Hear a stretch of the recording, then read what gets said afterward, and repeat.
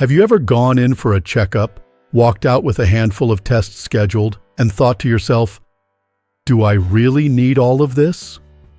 You're not alone.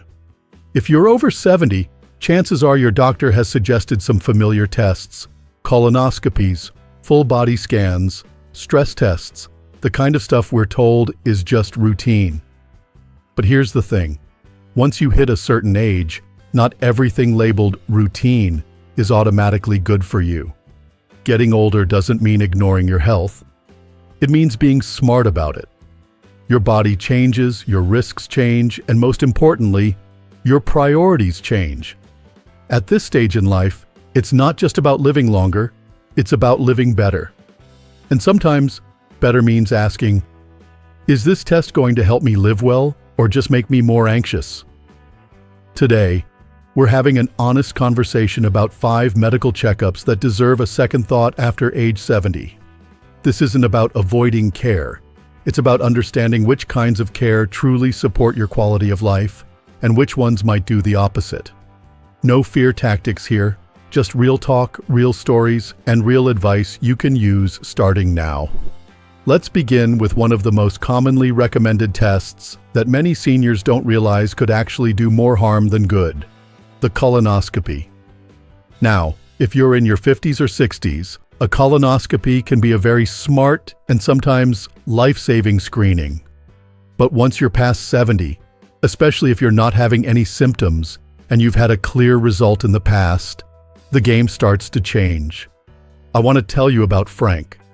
He's 82, still plays cards with his buddies every Tuesday, and walks to the corner diner for coffee every morning. Sharp, healthy, and very independent. At his yearly checkup, his doctor recommended a colonoscopy, even though Frank hadn't had any digestive problems, no family history of colon cancer, and had clean screenings earlier in life. But he agreed. Why not, right? Better safe than sorry? Well, here's what happened. The prep alone knocked him down. All that bowel cleansing dehydrated him, which at his age meant dizziness and muscle cramps. After the procedure, still foggy from the sedation, Frank tried to get out of bed that night and fell, fractured his hip.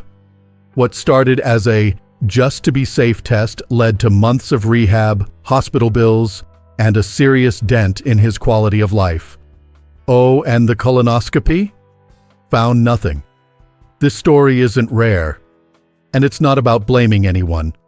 Doctors often recommend what they've always recommended, but we have to ask different questions when we're older. Colonoscopies involve anesthesia, which can linger longer in aging bodies. The procedure can uncover small polyps that may never cause harm, but once found, doctors feel obligated to remove them or watch them. That can lead to more procedures, more worry, and more risk. The truth is, colon cancer typically takes 10 to 15 years to develop from a polyp. If you're already in your mid-70s or 80s and feeling good, odds are those polyps will never have a chance to cause you trouble.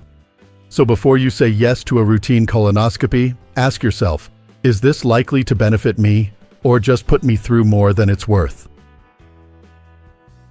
Now, don't misunderstand me. This isn't about skipping care. It's about choosing wisely. Today, we have non-invasive stool tests that can offer solid screening without the downsides.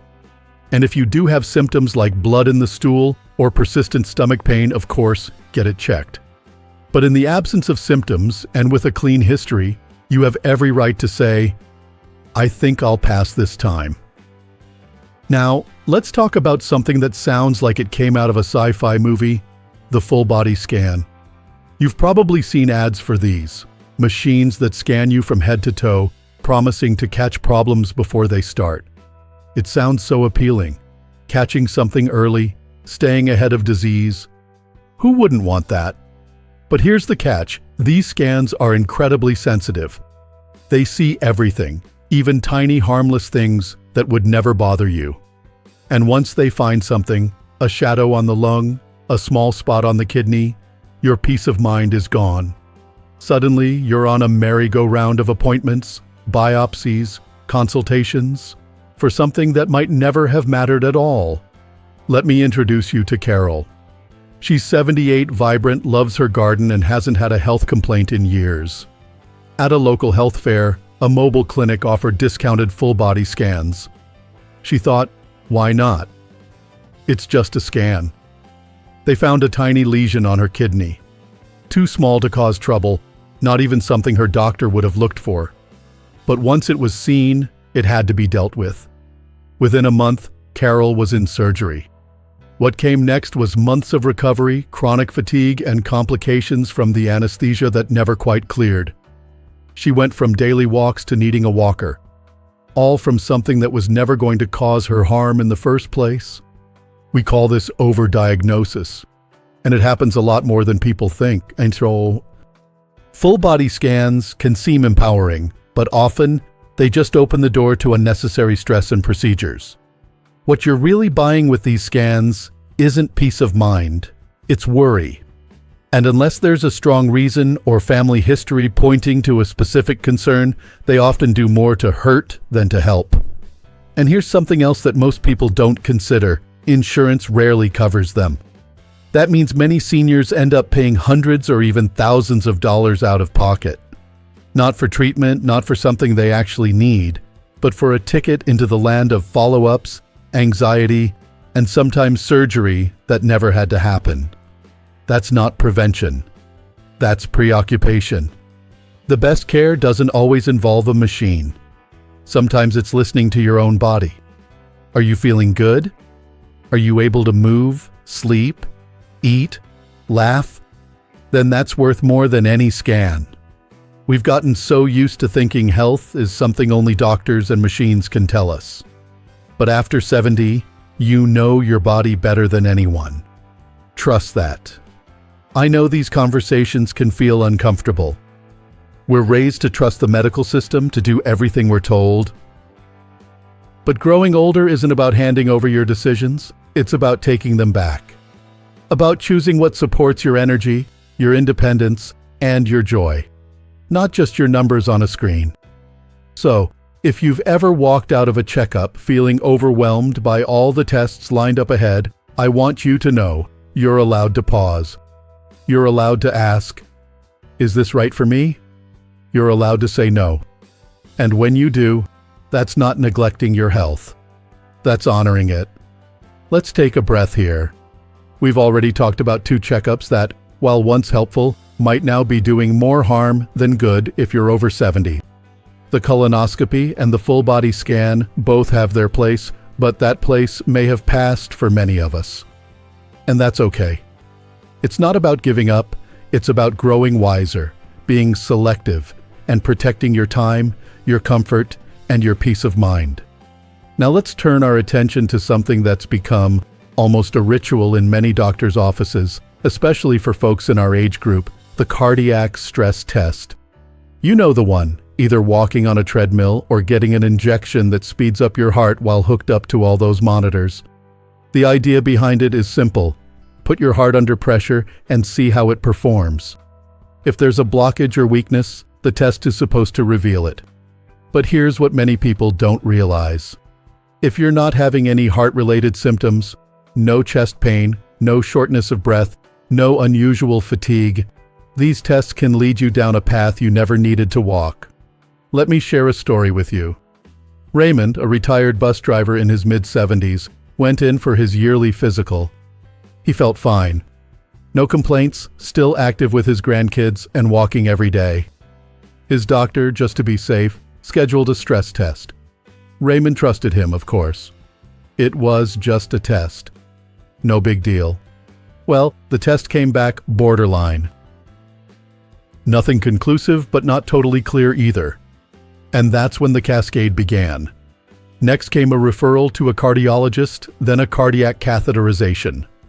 The procedure found a minor blockage, nothing that was causing symptoms, nothing that needed urgent attention. But they placed a stent anyway. Within a week, Raymond developed a reaction to the blood thinners prescribed afterward. He had internal bleeding, ended up in the hospital, and spent the next several months recovering from a situation that began with a test he didn't even need. He hasn't felt quite the same since. That's the hidden danger of stress tests in older adults who aren't showing any symptoms. As we age, our arteries naturally stiffen a bit. Electrical signals in our hearts change. Our blood pressure may fluctuate more. These changes are normal, but the machines don't know that. They just flag anything that looks different. And that often leads to more tests, more procedures, and more chances for something to go wrong. The scariest part? For people without symptoms, these tests don't improve outcomes. They don't lower the risk of heart attack. They don't increase life expectancy. What they do is increase anxiety and interventions that might never have been needed. But the heart is emotional, isn't it? It's the drumbeat of life. When someone says ... we should check your heart, it sounds serious. And that fear makes it hard to say no. But fear should never be the reason we agree to something, especially when the evidence just isn't there to support it. Now, none of this means you should ignore your heart health. Far from it. In fact, there are better ways to protect your heart that don't involve wires and machines. Things like staying physically active in a way that feels good, not exhausting. Eating a diet with less salt and processed foods. Staying connected with people you care about. Managing stress through simple things like breathing, prayer, meditation, or time in nature. These habits support your heart every single day. And the best part? They're free, they're gentle, and they often feel good. It's also important to listen to your body. If you do notice changes, shortness of breath doing something that didn't used to be hard, chest tightness, unusual fatigue, dizziness, yes, absolutely, talk to your doctor. Those are signs that something may need attention. But if you're just going in for your annual checkup and feeling fine, you don't need to chase problems that don't exist. Now let's revisit a test we mentioned earlier because it deserves a closer look, the colonoscopy. I know we touched on it already, but there's more here than most people realize. Especially when it comes to repeated colonoscopies after 70. You see, a lot of folks are told to come back every 5 or 10 years, even when their last results were completely clean. It becomes a habit, almost like renewing your driver's license. But in reality, that habit could be putting you at risk for no real benefit. Margaret, a retired teacher and lifelong reader, had her first colonoscopy at 60. It was clear. She did another at 68. Also clear. When she turned 73, her doctor encouraged another one just to be safe. She agreed. She trusted the system. But that third colonoscopy didn't go as planned. During the procedure, the scope caused a perforation in her colon, a rare but very serious complication. Margaret was rushed to surgery, spent nearly a month in the hospital, and another several weeks in rehab. And all for a screening test that, statistically speaking, wasn't even likely to help her. Here's the part many doctors are now starting to say out loud. If you've had multiple clean colonoscopies and you're not having symptoms, your chance of developing dangerous colon cancer in the years ahead is extremely low. And even if a slow-growing polyp were present, it might take 10 to 15 years to become problematic, time that realistically may be better spent enjoying your life instead of preparing for unlikely scenarios. Then there's the issue of sedation, which we touched on earlier. As we age, our bodies become more sensitive to anesthesia. It lingers longer. It can cloud your thinking, cause confusion, or even lead to memory problems for days or weeks, so that's not a minor side effect when you're trying to stay sharp and independent. And the bowel prep, well, anyone who's done it knows it's no picnic. But for seniors, it's more than just unpleasant. It can cause dehydration, throw off your electrolyte balance, and increase the risk of falls, especially during those midnight bathroom runs. This doesn't mean colonoscopies are evil. They've saved many lives. But it does mean we need to stop treating them like harmless routines for every age. Past a certain point, especially in the absence of symptoms or family history, they just don't make sense. And you have the right to question them. There's something powerful about saying, "No, thank you," especially when it's backed by information and clarity. That's not being difficult. It's being wise. That's not avoiding care. It's choosing the right care. And remember, the real goal is not just to catch every possible illness. It's to stay strong, alert, and connected to the life you want to live. Medical tests should serve that goal, not interrupt it. Sometimes the smartest thing you can do is nothing at all, at least when it comes to tests that don't serve your unique situation. That's not giving up. That's living on purpose. There's something that happens when we start saying no to the things we don't need. We start making room for the things that truly matter. Peace of mind, clarity, time with people we love, and most importantly, we get to stay present in our lives, not stuck in waiting rooms, scans, and recovery beds. But let's keep going, because there's still one more test that many older adults are regularly sent in for, often without symptoms, and it's time we talk about it plainly. It's the cardiac stress test again. Yes, you heard me right. We've already touched on this one, but there's another layer to it that can't be ignored. You see, some folks get recommended not just one, but multiple rounds of stress testing even when they've had a clear result before. The logic is that something might have changed over the last year. But unless you're showing symptoms or have a new concern, those repeat tests may offer nothing new, except more chances to get pulled into the healthcare maze. Walter's story brings this to light. He's 76, lives in Illinois, and was feeling perfectly fine. At his annual visit, his doctor ordered another routine stress test, the third in 5 years. Walter didn't question it. After all, it was just part of keeping up. This time, the test showed a minor irregularity. Not dangerous, but just odd enough to raise a flag. What happened next? He was referred for a catheterization procedure. The cardiologist found some plaque buildup, nothing blocking blood flow, but they placed a stent anyway, just in case. Post-procedure, Walter was put on strong blood thinners. And that's where the real trouble began. The blood thinners caused a major internal bleed. He ended up hospitalized, underwent a transfusion, and spent weeks trying to get his strength back. All from a test he never needed. Stories like Walter's aren't rare. In fact, more and more heart specialists are speaking up. They're saying we need to move away from automatic stress tests for older adults who aren't having symptoms. Why? Because the tests don't improve life expectancy for healthy seniors. They don't reduce heart attacks for people without clear signs of heart disease. But they do open the door to a cascade of costly and risky interventions. And the thing is, when you reach your 70s or 80s, your body isn't the same. It heals slower. It reacts differently to medications. Recovery times stretch out longer. That means every test and every follow-up carries more weight. It's not just about what's found, it's about what happens after. So, what's the better approach? It's called symptom-based care. That means we focus on how you actually feel, not what might possibly be hiding inside. Are you short of breath when walking across the room? Do you get chest discomfort climbing stairs? Is your heart racing out of nowhere? If so, yes, it's time to dig deeper. But if you're sleeping well, moving well, and not feeling any red flags, then your own body is telling a more accurate story than any treadmill test ever could. Sometimes the absence of symptoms is the best reassurance there is.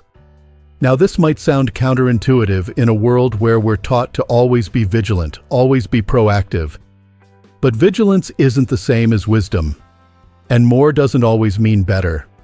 Especially when more comes in the form of wires, dyes, needles, and procedures that leave you more tired than empowered. It's also worth remembering something deeper here, something we don't talk about enough. The emotional weight of testing. When you're over 70, every appointment feels a little heavier. Every call from the doctor, every abnormal lab result, every "let's keep an eye on this" starts to carry more mental burden than it used to. A scan that shows a spot, A test that says mild concern, even if it turns out to be nothing, can set off weeks, sometimes months of worry. And worry, especially chronic worry, is not just unpleasant. It's unhealthy.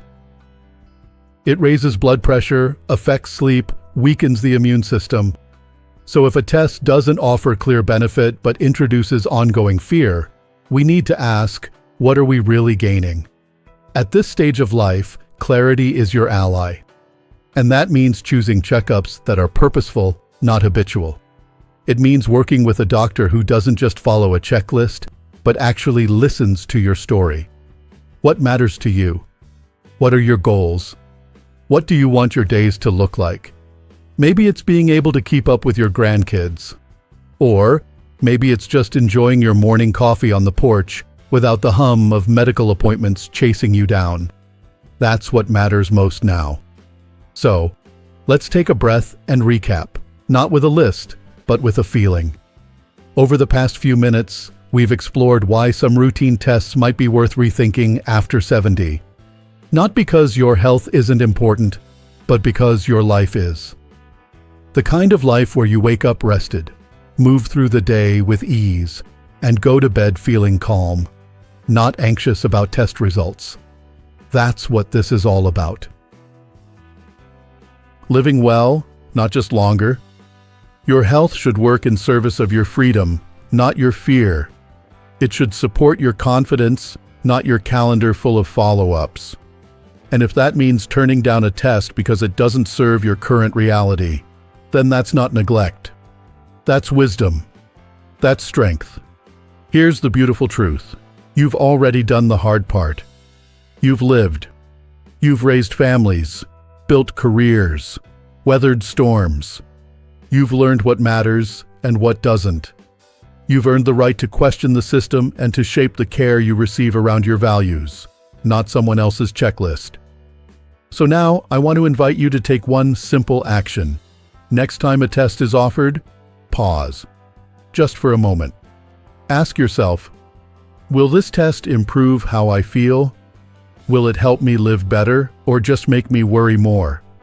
That question, asked with calm and clarity, can save you a world of stress. And one more thing. If this video has sparked a thought, a memory, or a new understanding, I'd love to hear it. Leave a comment below. Tell me, what's one checkup you've been unsure about? Or what's one thing you've learned today that made you see your health in a new way? Your words help others feel less alone. They remind us that we're in this together. If you found this video helpful, please give it a thumbs up, and if you haven't already, subscribe to Strong Elderly Life and tap the bell so you never miss a message that supports your journey.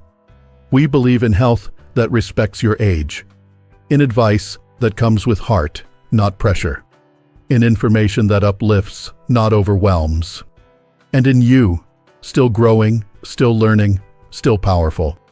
Here's to living your best life at any age.